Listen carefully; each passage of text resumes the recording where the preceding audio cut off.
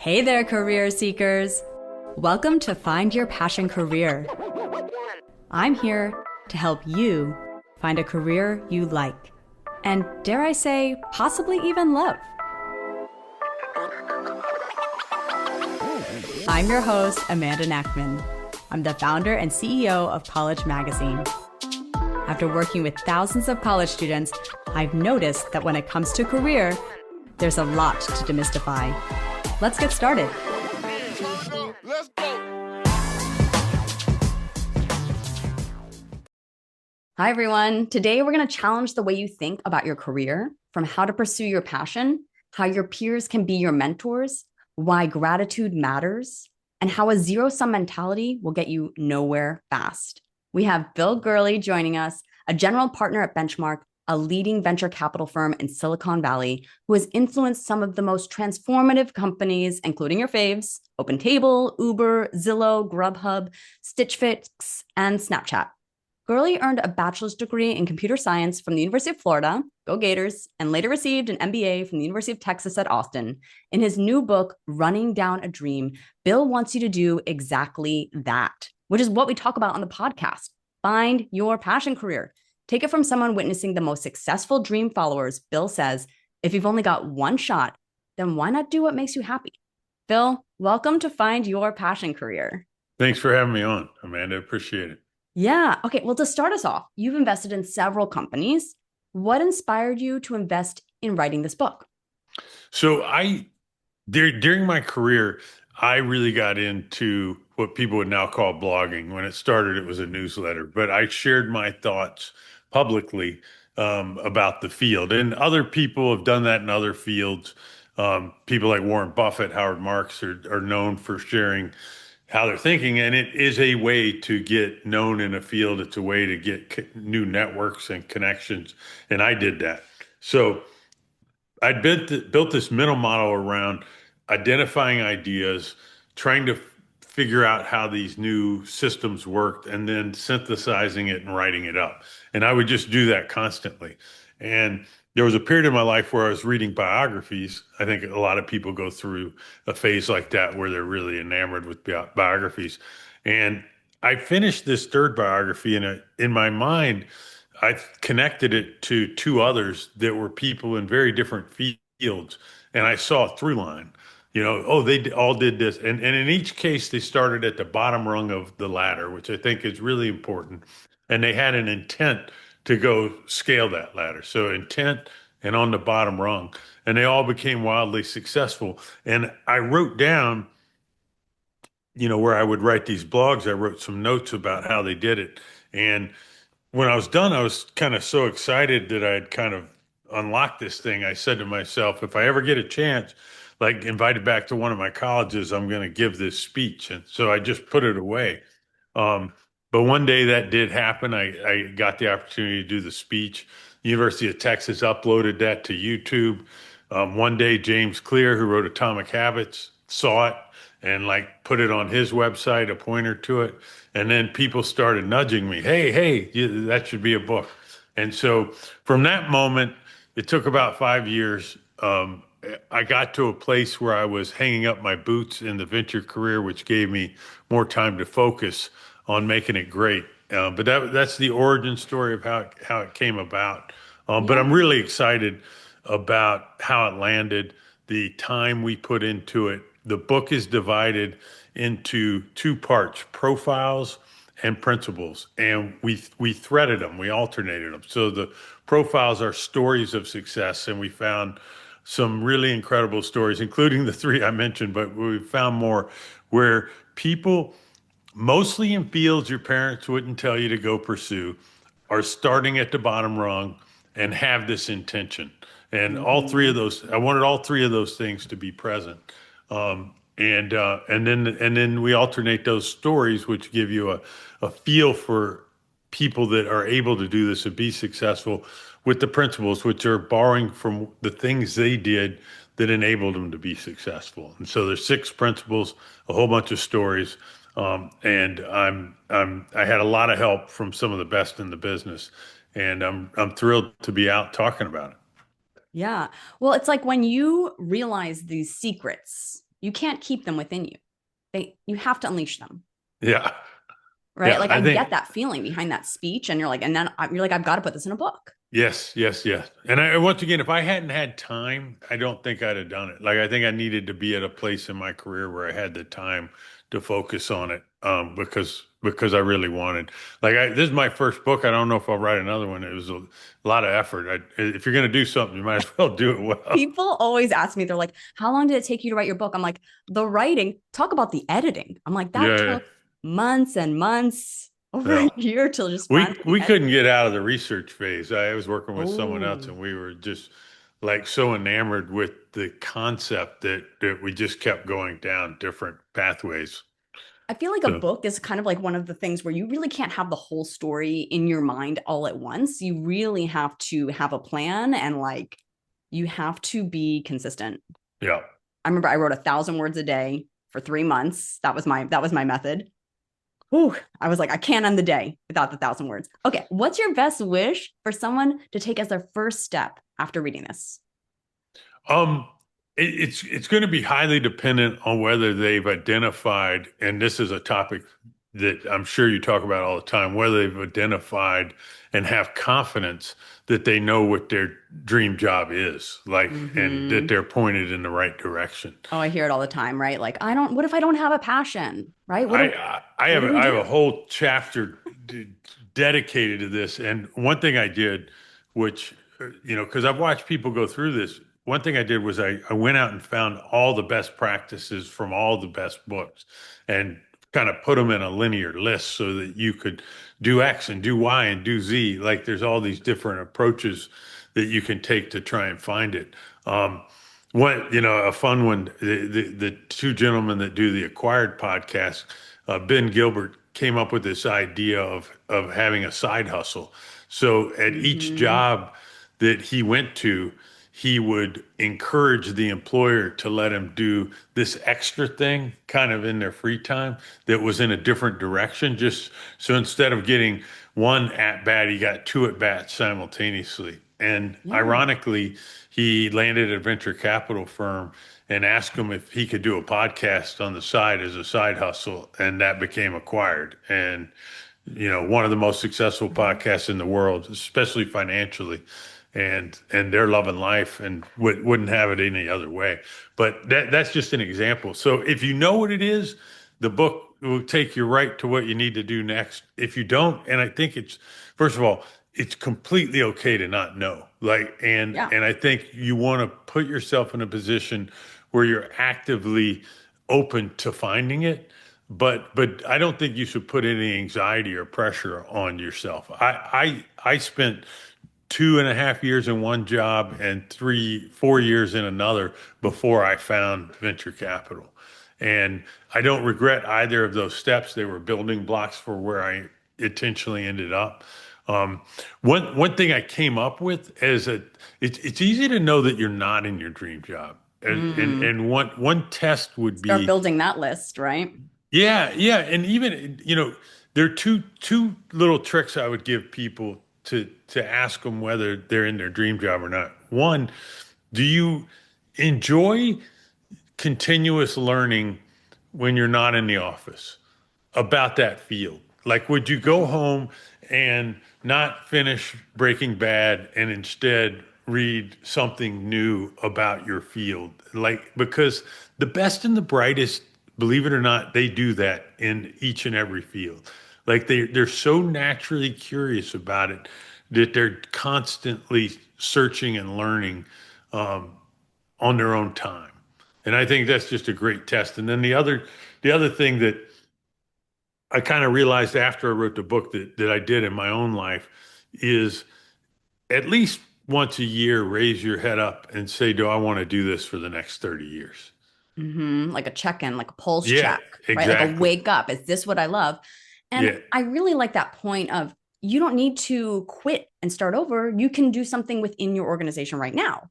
Ask for that side hustle, right? The side hustle will be something completely out of your org, or it can be something that you pitch to your boss and say, there's this project that I'm excited about. And by the Right? way, in Ben's case, like, he walked me through some of the side hustles in the previous jobs, they're all kind of positive optionality that came from him doing that. It differentiated him within the organization. He learned new things he wouldn't have learned otherwise. So yeah, I think that's a really clever one. But I mean, there's lots of other tests. There, I mean, there at you can start with Myers-Briggs and a big career matching thing. The book Designing Your Life has a lot of different models that they run through. They have one where you spend, I don't know, 3 hours on five different possible scenarios. So you go role play, you know, being in each one of these, and then you battle card what comes out. I think all of this stuff makes Yeah. sense. Like, I think you can do it all. And then the other one for young people, like, I find young people are constantly put in situations where they're in a room with adults and they have no idea what to say. What are They you going to should, do? What are you planning they, to do after you graduate? well, Or is the that's daunting them. question. That's them. That's the adult coming at the young adult. But what I would tell all the young adults is every adult you meet, just simply ask them, what do you do for a living? What are the three best things that you like about it? What are the three Mm, things you hate the most? And like, just survey. Like, you're going to learn a yeah. lot. And now you have a question to ask in that awkward moment where you didn't have one to ask. Right. You think the And spotlight's on you. Turn it yeah, around. turn it This is an around. opportunity to learn. I call Yes. these courageous connections, reaching out to people that you admire or think that, like, hey, that might be Even something if you I'd want just to do. met them and you don't admire them, like what do you like about your job and what do you not like about your job? Like, Yeah. you just constantly learn, and some of it will land like in your brain as something that matters to you. That second question is gold because you can then decide, am I willing to do the parts that they don't love too to get the things that I love? Because there's no perfect job. Not No, everything is going to be loved, that right? is Like true. hitting the That is pavement, true. handing out magazines. I don't think I wanted to do that. But to get to make that magazine, it was worth it. And I was I willing would to. love I love that you said that. I'm going to share a story. So I was talking to a career counselor at one of the top universities in this country, and I was pitching her on the book, and she pushed back and said, you know, but kids have to make money. Like, what if I have this person that's majored in poetry? Like, how are they going to find a job? I told her, hold on a second. Like, and I gave her We need two, poets. yeah, well, and I gave her two examples from the book. One is a gentleman that really loved the Grand Canyon and then just dedicated his whole life to studying and creating content about the Grand Canyon. And another one is a gentleman in Houston that did it with native Texas horticulture. And they're both wildly successful. And she said, "Oh, but you'd have to work really hard." And I said, absolutely. Exactly. So Yeah. our disconnect wasn't that you can't chase your dreams. It's that you got to work really hard if you want to chase your dreams. You got to run them down, hence the Yeah. title. Yeah, that Well, was our disconnect. I thought that was funny. yeah. I'm surprised hearing about that reaction too. But okay, share a No, little but bit about. I think it's part of the problem that's out there, which Oh, is yeah. I think that there is a huge set of parents and counselors and advisors that are all extremely, and I want to emphasize the adjective well-intentioned, Yeah. extremely well-intentioned, They want to that protect you. they want to protect you, and they want the individual to be economically successful in life, Hmm.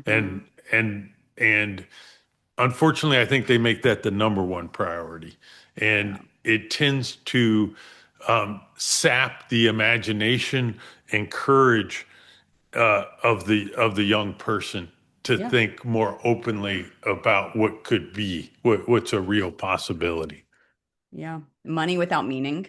It's not going to be Yep. motivating. There's a ton of studies about happiness, and money without meaning does not achieve it at all.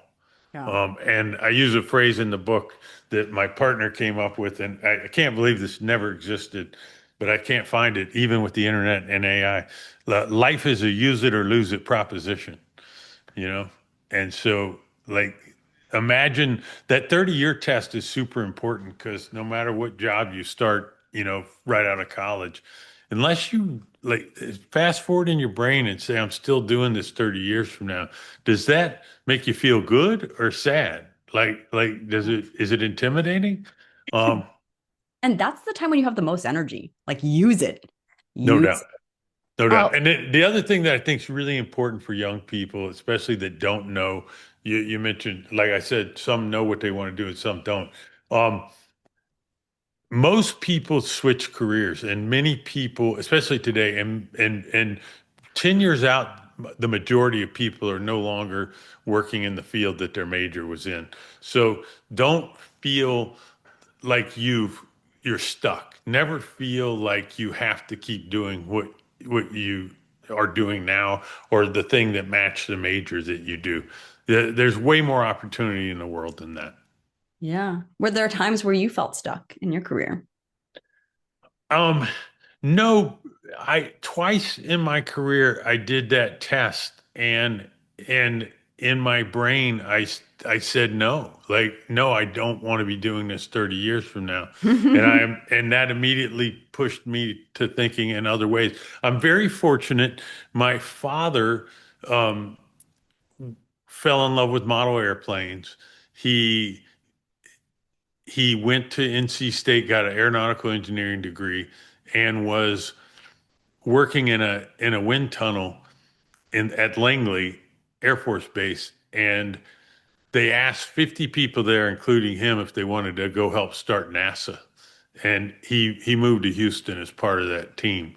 But So cool. knowing that story in my dad's life and we grew up in it. Most of my family was all in the Carolinas, and we were way out here in Houston, but it was because he took that leap.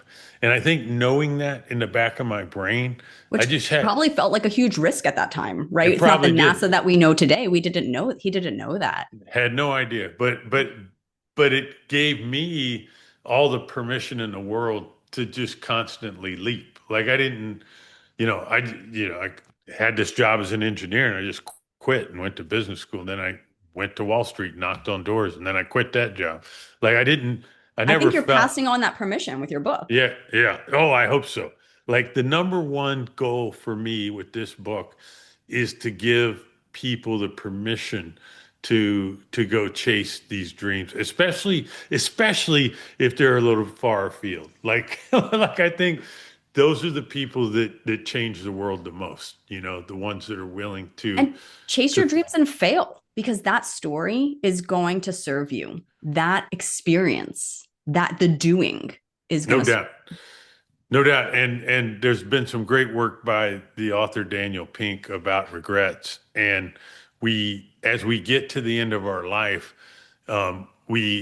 we have way more anxiety about the regrets of inaction than the regrets of action. So the regrets of action lead to failure, perhaps, like you said, but humans are pretty good about giving themselves a break. Well, I gave it a try, Looking I gave it back. a shot, Yeah. like, oh, but I learned a lot, it was fine. But that thing you never did, the potential date you never asked out, the job you never pursued, those are the ones that stick, the hardest in your brain. Mhm. There's a great story you can go watch on YouTube where Jeff Bezos was considering leaving this job he had at D. E. Shaw, New York, top hedge fund, making tons of money. And he had this idea to go build this online bookstore. And he's walking around Central Park and he comes up with this thing he calls the regret minimization framework. And same thing, he said, if I'm 80 and I'm thinking of looking back on my life, how would I look at that moment like Yeah. in time? And he's like, I gotta go, I gotta go do it. I gotta go try, you So know? after this podcast, if you are not taking that moment, that pulse check in with yourself. Like that's what Bill is saying. Do Yeah. that. Do you want to be here 30 years from now? Yeah. And if you don't, do something about it. Yeah. Okay, Bill. Start doing something about it. You don't have to quit that day.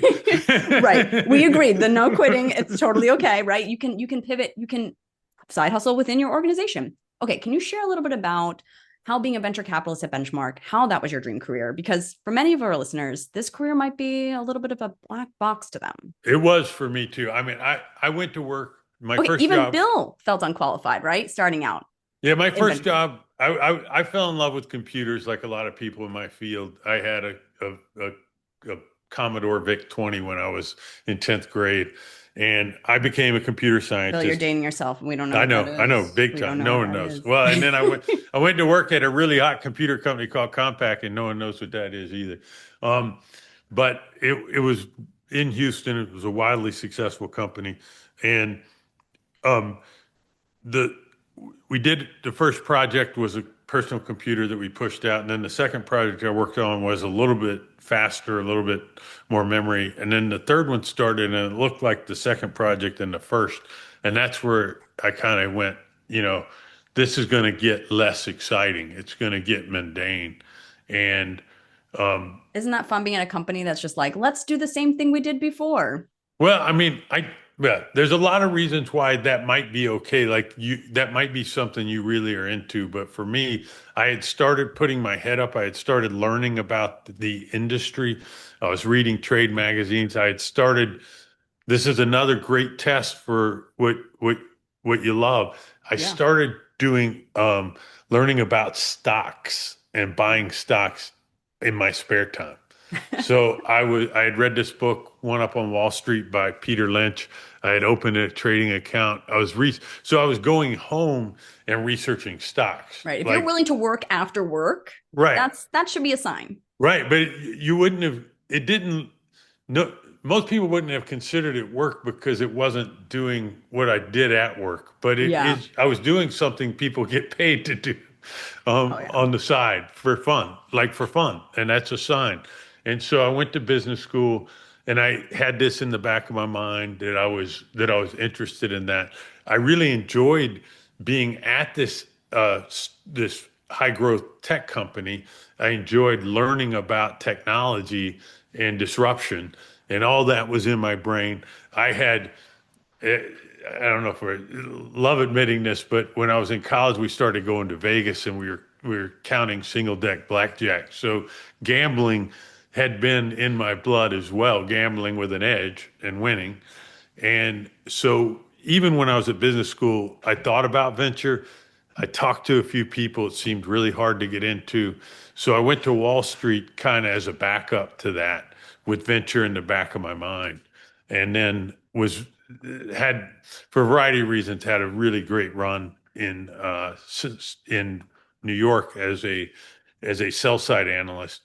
Got a call one day from a guy who's the top banker for Silicon Valley companies, and he wanted me to come work for him. And I had already reached the conclusion I didn't want to do that job anymore. And he said, "What is your dream job?" And I said, "I want to be a VC." And he said, "Come, come move to Silicon Valley, work for me for a little while, and I'll introduce you to every VC that I know." And that's what happened. Wow. And so I took the leap, went to Silicon Valley, and 13 months later, I was a venture capitalist. I love that. You did something right there. You shared your passion. Yeah. Oh yeah, I told him, and and that was a weird thing. I think people are afraid to do that. He's interviewing me for a job that I had decided I didn't want to do anymore. So I had done it for 3 years, and he said, "Do it for a couple more, and help me out." And Imagine telling people where you want to go. yeah, They're going to want to help you get there. yeah, yeah, we got there so fast. Um, Yeah, but yeah, that gentleman's name's Frank Quattrone, and he's been a lifelong friend. But that was pretty special how that worked out. Yeah, and I was honest with him because I knew I didn't want to do that job, forever. Yeah. One theme that really stood out to me in the book is the theme of peer mentorship. And I Yeah, don't think people usually put those two together. yeah, But I love that. It's this idea that careers aren't zero sum, right? You're not yeah, competing with your peers, and that yeah, people at your same level can help you navigate your career. They can challenge you, they can open doors. yeah. So, how has that shown up for you in your career? Well, let me just pile on top of what you said. So this is probably my favorite principle in the book. It's titled "Embrace Your Peers," I think and you should have called them secrets because I don't think people realize it's something yeah, you I do. think most people um, think about peers as someone that they're competing with that might want the same job they do, and they get sharp elbowed. And the truth of There's the only so matter, much room for us to be successful. yeah, One of us is yeah, going to fall off this raft. And it's like, right, yeah, there's enough room. Yeah, the truth of the matter is in any field, there's tons of successful people. And if you can find like-minded people that are on the same ladder rung as you and you develop a friendship where you all more is better. Like five is better than two. And you get together constantly and share ideas about what helps you be successful in that field and learnings for what doesn't work. You will learn at an even more rapid rate than you would learn if you were just studying on your own. And Oh we have yeah. some great examples in the book of where this has led to phenomenal success. But I do think it's the most unique unlock in the book because it's not something I read, in other places. Well, and I like how And, you pick the athletic directors, such a very like yeah, niche, space that you might think is ultra competitive, right? These directors, they're vying for each other. Eventually they end up swapping at different schools or yeah. giving up information that helps them lose out on that potential candidate. Sorry, you guys, you got to read the book anyway. But the ADs was a great example of like they had this WhatsApp thread where they were constantly talking about their field. And imagine if you created that right after reading this book, you created that with your peers. The learning can be exponential, like Bill's saying. And There's another thing that's so great that the peers give you that mentors won't, which is when you're having a bad day, they'll really be there for you. And there's a you don't have to be vulnerability, afraid to talk about right? it, right? There's A a mentor, you might be vulnerability, nervous about that. right? There's a vulnerability that you're allowed with peers that's just not possible with mentors. And if the group has gelled over time, the instinct to be supportive in the right way will just come. And it's just another, and then shared networking is another thing. So not only shared learning, but shared networking. So all of a sudden your network is five times bigger than it would have been if it was just yours because the friends are all helping each other connect. And it's just great. And I don't think it comes intuitively to people. I've tried to kind of insist in certain situations people go out and do this there must be something that's almost the intuition almost runs against doing it. So I would just encourage people to push past that.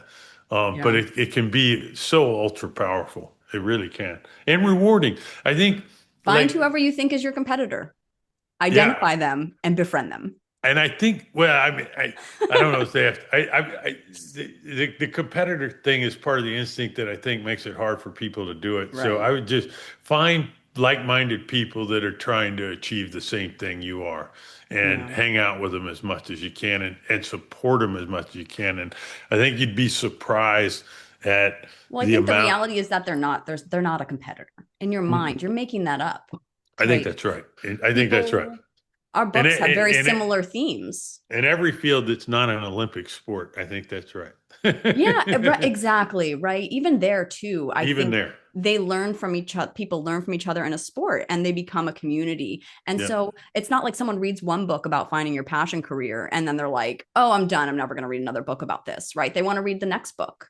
And Yeah. that's where two authors can come together on a similar theme Yeah, no doubt, no doubt. and It's form so great community. when you see it. And when you hear stories like this, it's just I get like goosebumps, like just when I find these kind of stories and this kind of because um, Who's your peer mentor? I had a number of them that had a huge impact on my life. One of them that I talk about in the book is a guy named Mike Mobison. So when I showed up on Wall Street, he had been there about a year or two earlier than me. I was covering the high tech sector. He was covering the food industry. So you'd think there'd be no overlap whatsoever. But we were both interested in unique ways to value companies, to value stocks.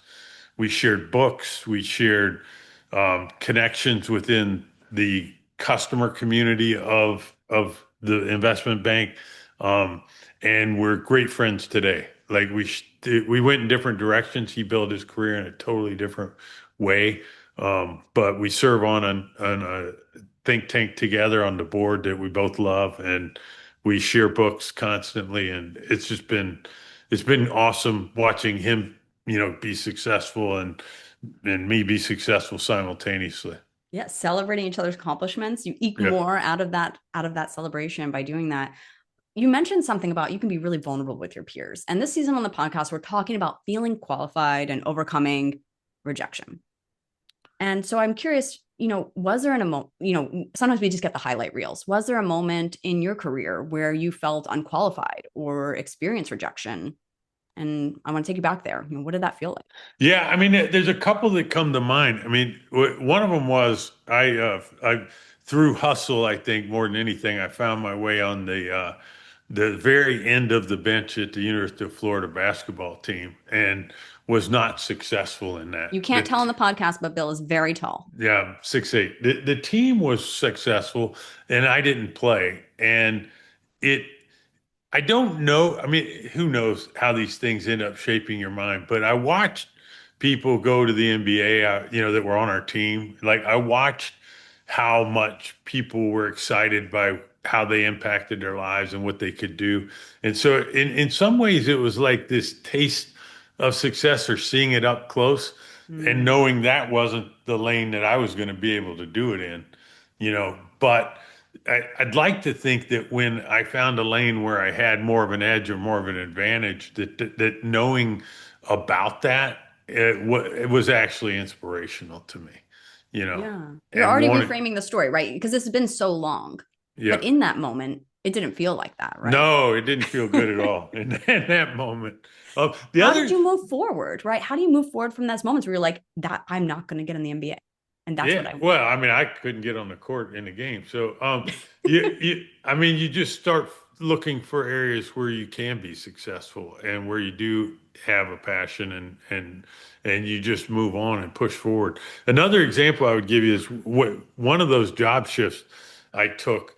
Um, I changed two vectors. I changed companies, but I also changed the area I was covering. And the first 4 months of that, I really felt like a fraud. And part of there's this great graph of what you really know versus what you think you know. I don't know if you've ever seen that.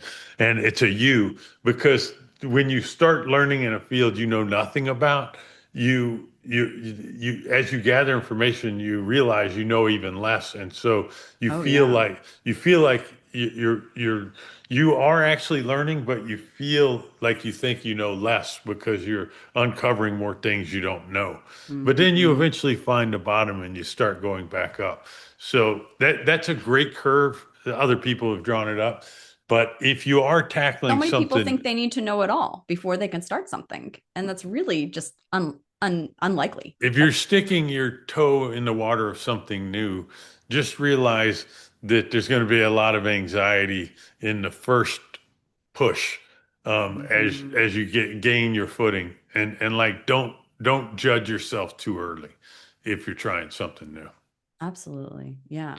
Another one that a big part of the book is about continuous learning, and for those people that are really in their passion category, the learning is easy. The learning is free. It like you get dopamine just from learning new things in that area, and And I it's think some just people might think when they hear continuous learning, that means like, oh, school, like I have to just keep reading or keep, doing schoolwork. And it can be continuous learning through people because you talk a lot about the connections with people through this book. it can be, but I think it should be in every single vector. One of the Yeah. things that is remarkable about the world we live in today with YouTube videos and incredible podcasts like yourselves and now AI, you can learn all the time, anytime, as much as you possibly want. Oh, There right. is You want to learn a so subject? Look at podcasts on that subject, and you can be there's learning so much content out there, so much. as you And drive to work, as you drive to school. Well, actually, that's a great question I have for you, which is connected to this, which is how can people future proof their careers? Because I think a lot of people are feeling the fear of AI. And I know this is a topic that you're also passionate about. yeah. How would you share that?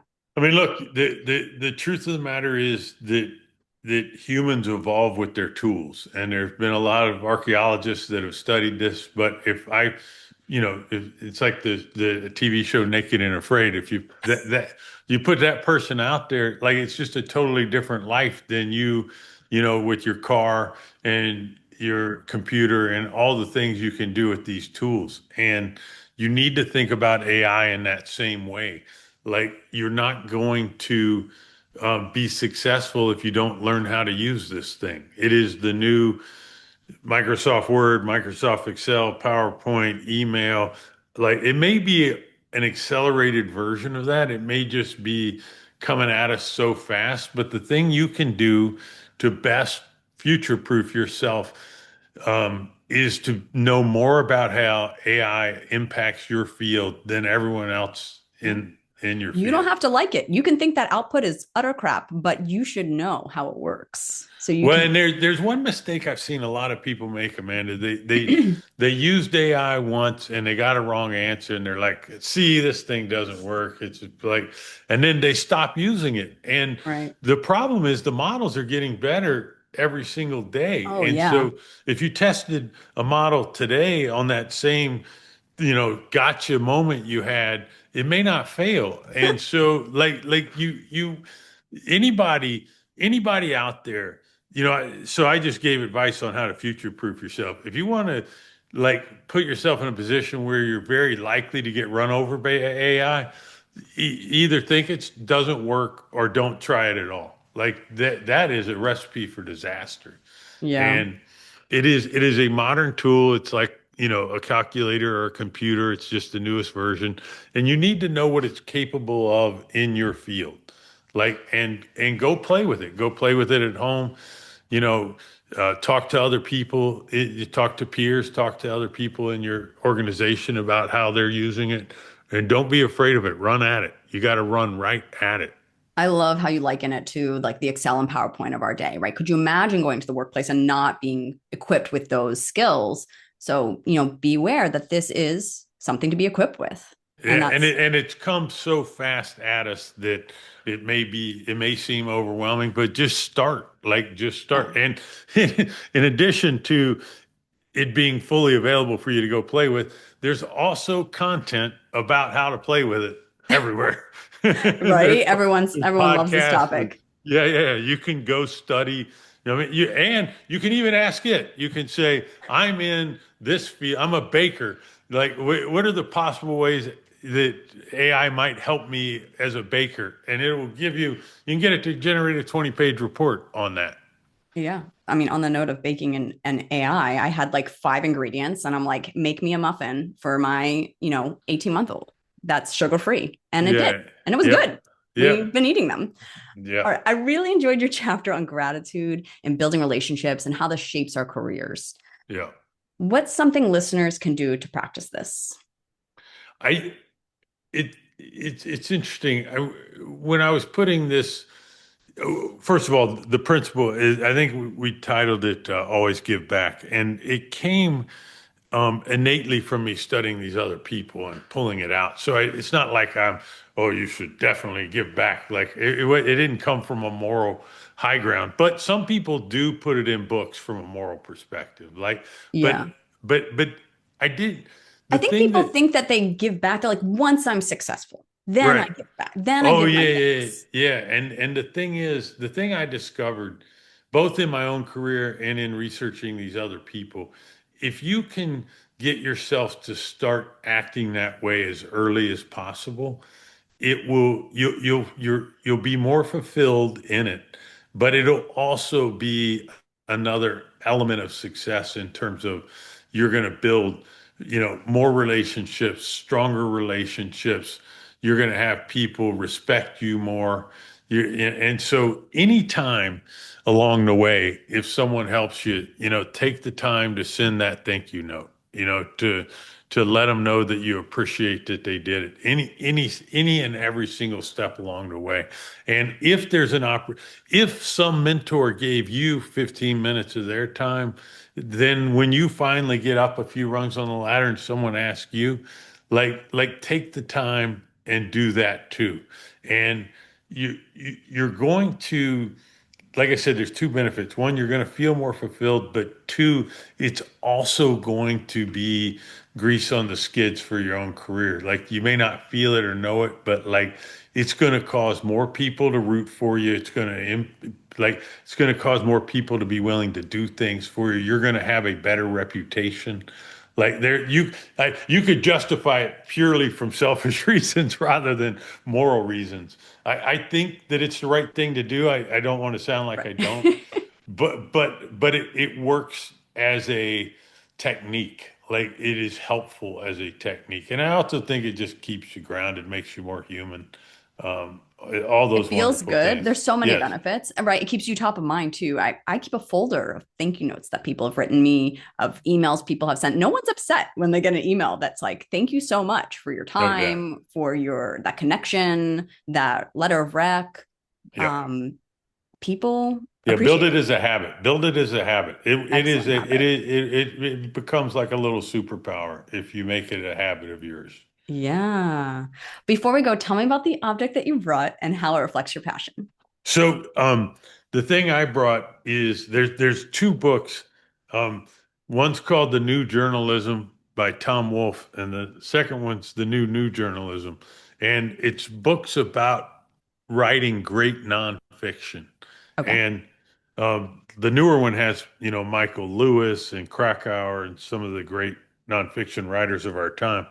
The one The behind it looks quite dated. Oh yeah, Tom Wolfe. Yeah, this Let's is look at that one. much older. Um, but it was the thesis when this book came out was that people that could write nonfiction and make it super readable um, ended up being better writing than novels themselves. And anyway, I didn't write these books, but I fell in love somewhere along the way with great long form journalism. There's a website called Long Reads that just aggregates the best stories on the Atlantic and all those types of periodicals. And I did somewhere it just developed a passion for it the way you might, opera or music or whatever. This was just something that stuck with me. And so this is part of why when it was time to write a book and I wanted to do a really good job and I was borrowing. I had read these already, so I was borrowing from these techniques, like the things that Malcolm Gladwell or Michael Lewis might do in a book. I tried to put as much of that into this book as I could. So back It to that point, shows. It back shows to in the stories that you tell. yeah, and the way we told them, and went Yeah, about it. the story unfolds. Sometimes you don't even, you're kind of like, I have an inkling this person's going to be successful, but you're along for the ride at Yeah. every twist. And sometimes, and then you reveal the big name of the person Yeah, too. it's very intentional.